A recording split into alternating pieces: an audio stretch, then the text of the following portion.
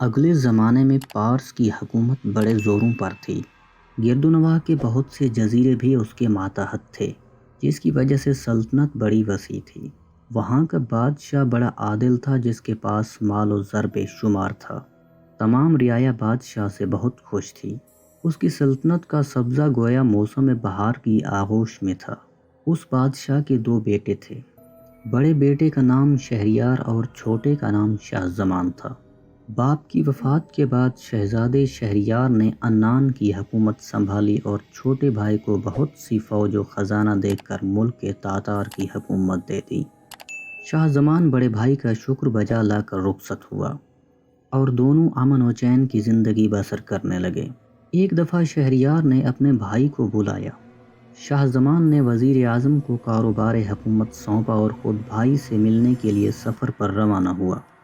راستے کے پہلے قیام میں کافی رات گزرنے کے بعد کسی ضروری کام کے یاد آنے پر واپس آنا پڑا۔ چنانچہ رات کو 2 ملازمان خاص کے ہمراہ چپ چاپ محل میں داخل ہوا۔ وہاں پہنچ کر اس نے ایک نہایت دل خراش نظارہ دیکھا کہ اس کی ملکہ اپنے غلام کے ساتھ محو خواب ہے۔ اس کی غیرت نے لمحہ بھر توقف کی اجازت نہ دی اور فوراً تلوار کھینچ کر دونوں کے سر قلم کر دیے۔ ان کے قتل کے بعد خاموشی سے اپنے سفر پر روانہ ہو گیا۔